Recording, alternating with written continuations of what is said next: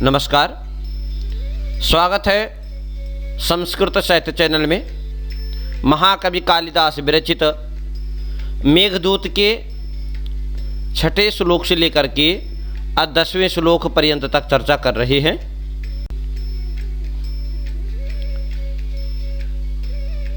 श्लोक इस प्रकार से है। जातं वंशी भुवन विदिते पुष्करावर्तकानां जानामि त्वां प्रकृतिपुरुषं कामरूपं मघोनः तेनार्थी त्वं त्वयि विधिवशात् दूरबन्धुर्गतोऽहम् याञ्चामोघा वरमधिगुणे नाधमे लब्धकामा।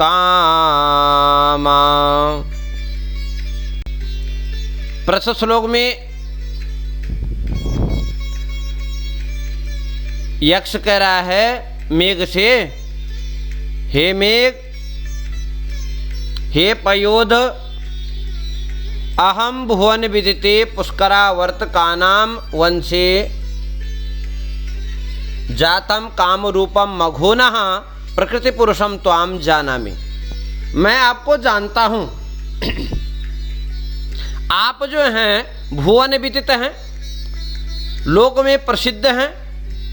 आपकी भुवन में, लोक में प्रसिद्धि है, ख्याति है, और उसमें भी जो है पुष्कर और आवर्तक के वंश में उत्पन्न होने वाले काम रूपम, और आप जो है अपनी इच्छा के अनुसार शरीर को धारण करते हैं। फिर कह रहे हैं मघोनः प्रकृति पुरुषम, इंद्र के तुम क्या हो? मुख्य पुरुष हो। इंद्र के अनुसार आप कार्य करते हो, अतः मैं आपको जानता हूं। हे मेघ, मैं आपको जानता हूं। इसलिए कह रहा हूं कि तेन विधिवशात्, इसलिए मैं तुम्हारे प्रति याचकता को प्राप्त हुआ हूं, अर्थात आपसे याचना कर रहा हूं। दूर बंधु, अर्थात मैं दूर, ऐसा दूर हो, अपनी कांता विरह से दूर हूं, इसलिए मैं क्या कर रहा हूं? आपसे याचना कर रहा हूं। बोले आपसे याचना करने का बहुत बड़ा प्रयोजन है, क्योंकि आप जो है क्या करते हैं? लोक में प्रसिद्ध हैं, इंद्र के मुख्य पुरुष हैं। आप इच्छा के अनुसार शरीर को धारण करते हैं, और आप मर्यादा का उल्लंघन नहीं करते हैं। इसलिए मैं आपसे याचना करता हूं कि आप मेरे संदेश को विशालाक्षी तक ले जाएंगे, अलकापुरी तक ले जाएंगे। कहते हैं कि अधिगुणे यांचा मोघा अपि वरम।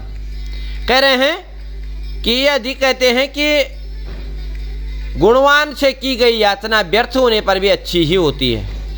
अधिगुणे, अधिक गुणवान से की गई यांचा, याचना, मोघा अपि वरम, यदि वह व्यर्थ हो जाती है तो भी वह क्या होती? अच्छी होती है। इसे अधमे लब्ध कामाः अपि वरम न स्यात्।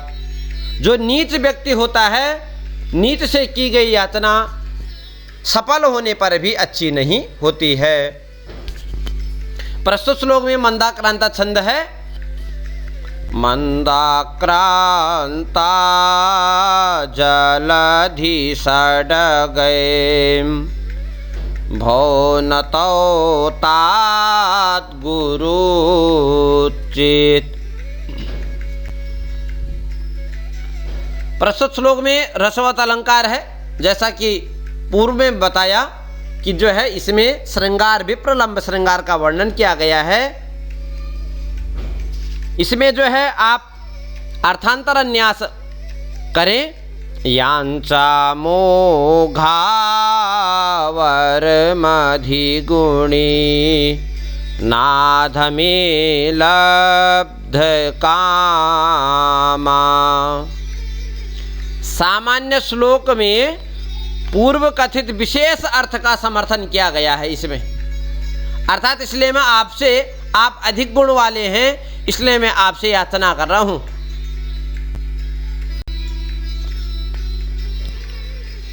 अगला श्लोक है 7वां श्लोक है। संतप्तानां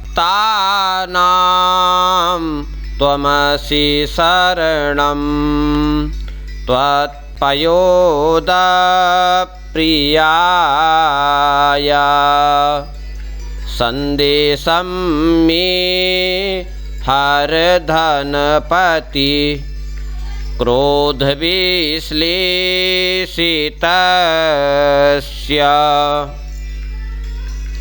गन्तव्याते वसतिरलका नामयक्षे स्वराणां बाह्योद्यानस्थिता हरशिरः चंद्रिकाधौतहर्म्या।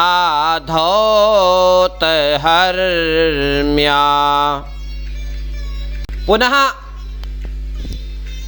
यक्ष कहता है, हे पयोद, हे जल को देने वाले मेघ, संतप्तानां त्वमसि शरणम, तुम जो है संतप्त जो होते हैं, जो तप्त होते हैं सम्यक रूप से, ऐसे संताप से युक्त जनों को आश्रय देते हो। अर्थात जो सूर्य के किरणों के द्वारा संतापित होते हैं ऐसे को जलधारा के द्वारा आश्रय देते हो।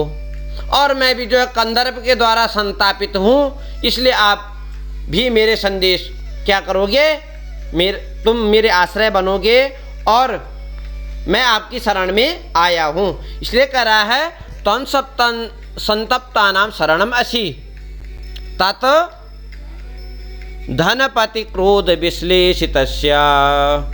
अतएव क्रोध, कुबेर के क्रोध से वियुक्त किए गए मेरे संदेश को मेरी प्रिया के पास ले जाओ।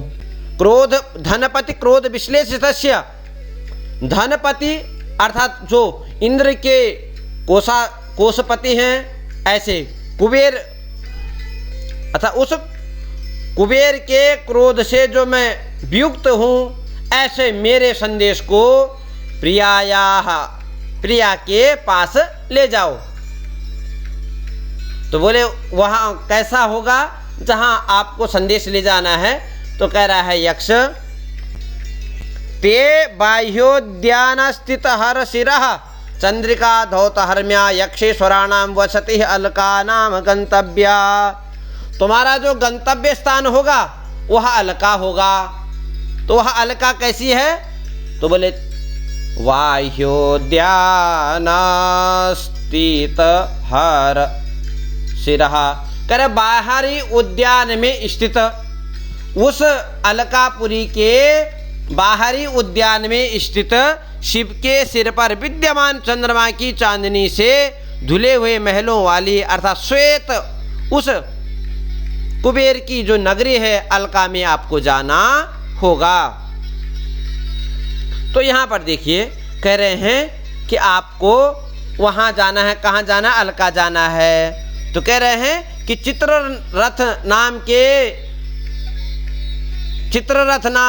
चित्ररथ ने अलका के बाहर एक उद्यान बनाया था और वहीं जो है भगवान भोलेनाथ के जो सिर में चांदनी है, चंद्रशेखर के सिर में जो चांदनी है, ऐसे वहाँ की चंद्रमा की चांदनी से महलों पर हमेशा जो है चांदनी बरसती रहती है। इसलिए कहा कि वहाँ ऐसे चांदनी से धुले हुए महलों वाली कुबेर की नगरी अलका में आपको जाना होगा। प्रस्तुत श्लोक में जो है छंद मंदाक्रांता ही है। और अलंकार रसवत अलंकार है, पूर्व में बता दिया गया है। गुण प्रसाद गुण है, अर्थ व्यक्ति गुण आप मान सकते हैं। रीति वैदर्भी रीति है, अपवृत्तिर अल्पवृत्तिर्वा वैदर्भी रीति ऋष्यते। अष्टम श्लोक है त्वामारूढ़ं पवन पदवीम् उद्गृहीता लकान्ता प्रेक्षिष्यन्ते पथिकवनिता प्रत्ययादा स्वसत्यः कः सन्नद्धे विराह विधुरां त्वय्युपेक्षित जायां न स्यादन्योऽप्यहमेव जनो यः पराधीन वृत्तिः। यक्ष पुनः मेघ से कहता है, हे मेघ, आकाश में चढ़े हुए तुमको पवन पदवीम पवनेन पवनस्य पदवीम पवन पदवीम ऐसे पवन से चढ़े हुए, आकाश में चढ़े हुए हे मेघ, तुमको जब प्रवासी पथिकों की प्रियाएं अर्थात आरूढ़म त्वाम पवन पदवीम आरूढ़म पवन के पद से चलते हुए आरूढ़ तुम्हारे को जब पथिक वनिताएं देखेंगी, प्रवासी पथिकों की वनिताएं देखेंगी तो कह रहे हैं पथिक बना प्रत्ययाद आश्वसत्यः प्रियतम अवश्य ही आ रहे होंगे।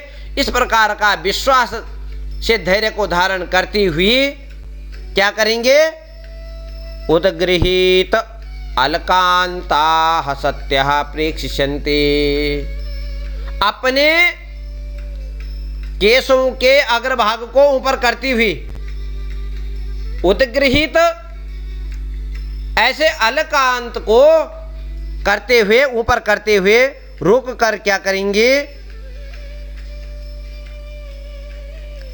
प्रेक्षिष्यन्ते तुम्हारे को देखेंगी और फिर क्या करेंगे, आकाश में तुम्हारे छा जाने पर, त्वयि सन्नद्धे तुम्हारे आकाश में छा जाने पर मेरे समान जो व्यक्ति परवश व्यवहार वाला न हो, ऐसा कौन दूसरा व्यक्ति विरह से व्यथित अपनी पत्नी की उपेक्षा करेगा।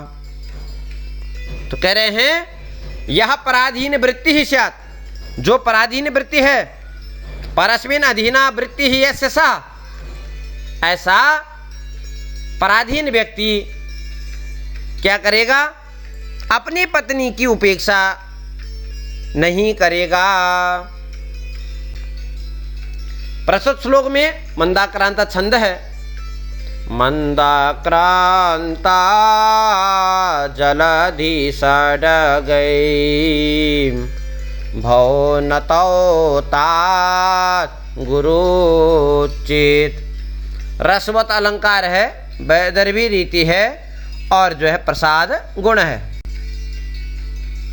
नवम श्लोक है, ताम चावश्यम दिवस गणना तत्पराम एक पत्नीम अव्यापन्नाम अविहत गतिः द्रक्षसि भ्रातृजायाम् आशाबन्धः कुसुमसदृशं प्रायसो ह्यङ्गनानां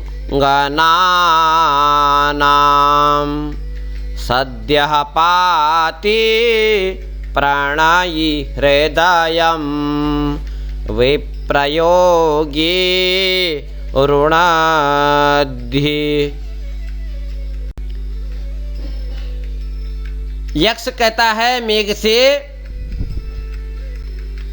हे मेघ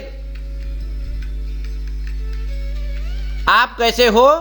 अवरोध गति वाले, अर्थात अव्याहत गति ही। कैसी गति है?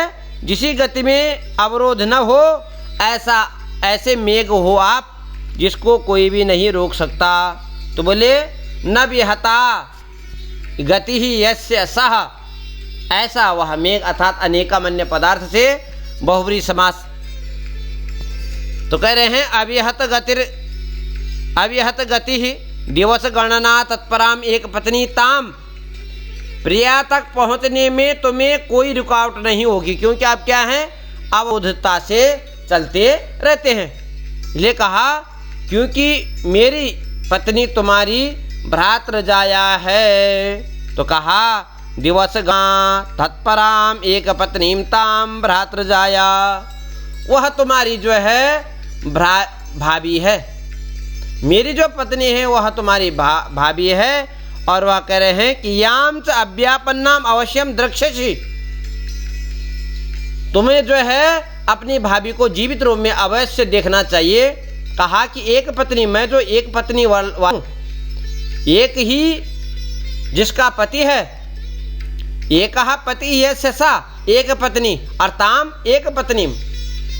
तो कह रहे हैं तुम्हारे बड़े भाई की पत्नी, अर्थात जो अभी क्या है? अव्यापन्नाम, न व्यापन्नाम, ताम अव्यापन्नाम, जो अभी जीवित है उसको अवश्य आपको देखना चाहिए। कारण क्या है? प्रयोजन क्या है? तो बोले आशा बंधा कुसुम सदृशम प्रायसो ह्यंगनानाम।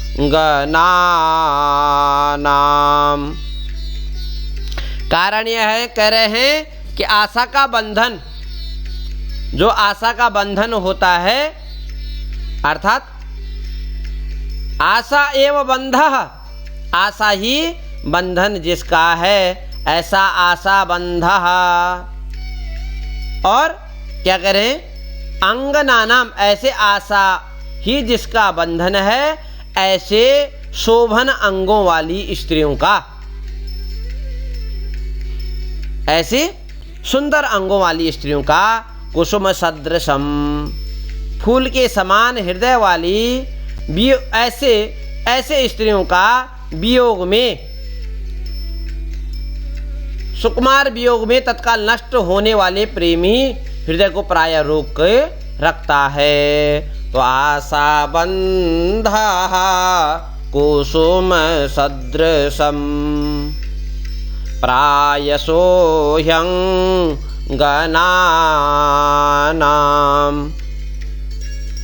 तो कह रहे हैं कि आशा का बंधन स्त्रियों के पुरुषों के समान सुकुमार वियोग में तत्काल नष्ट होने वाले प्रेमी हृदय को प्रायः रोक के रखता है। तो अर्थात प्रणय हृदय प्रायशः रुणद्धि, रोक के रखता है। छंद है मंदाक्रांत, मंदाक्रांता जलधि सडगए भौनतो ताद्गुरुचित। रसवत अलंकार है, वियोग विप्रलंब श्रृंगार का वर्णन है। वह जो यक्ष है वह अपनी पत्नी से वियोग है, उसका वियोग चल रहा है 1 वर्ष का, और जो है इस कारण से रसवत अलंकार है, गुण प्रसाद है, रीति वैदर्भी रीति है। 10वां श्लोक देखिए, मंदम मंदम नोदति पावनः चानुकूलो यथा त्वाम वामश्चायं नदति मधुरं चातकस्ति सगन्धः गर्भाधाना क्षणपरिचयात् नूनमाबद्धमालाः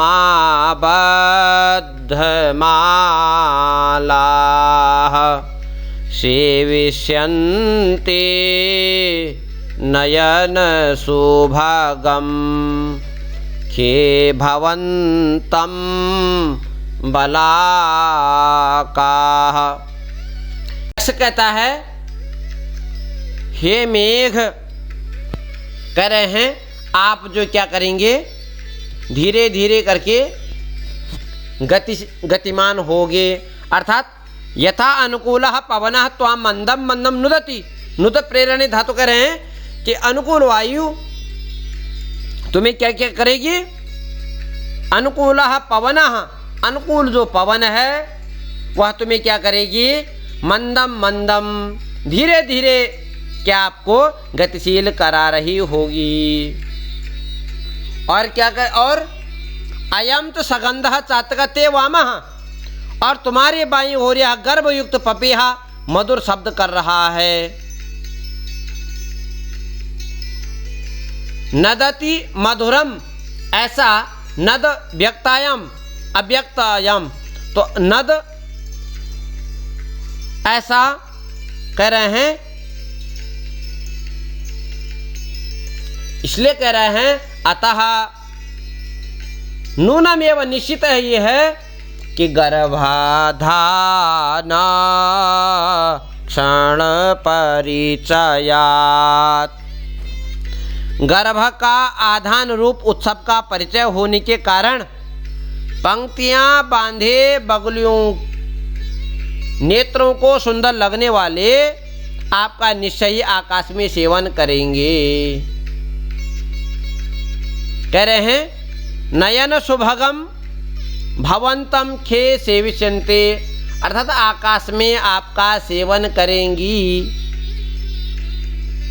अर्थात कह रहे हैं कि जो आप जाएंगे, जब आप जाएंगे तो यह आपके लिए क्या है, शुभ शकुन है कि आपको एक तो अनुकूल वायु मिलेगी अलकापुरी जाने के लिए, दूसरा जो है बाएं भाग में, बाएं और आपके बाएं भाग में कौन करेगा, चातकः सगंधा, सुगंधित होकर के अपने क्या करेगा, मधुर शब्द कर रहा होगा।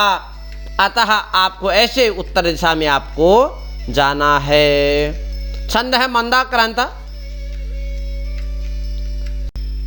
अलंकार है रसवत अलंकार है, और वैदर्भी रीति है, माधुर्य गुण है, गुण जो है प्रसाद गुण है। तो कहा उसके बारे में कि प्रसाद यस्मादंतः स्थितः सर्वः स्वयं अर्थो व भासते। इस प्रकार से यदि कहीं पर कोई दिक्कत होती है तो आप उसका कमेंट में पूछ सकते हैं। और इस प्रकार आज जो है 6 श्लोक से लेकर के 10 श्लोक पर्यंत तक हमने मेघदूत के श्लोकों की चर्चा की है। नमस्कार, धन्यवाद।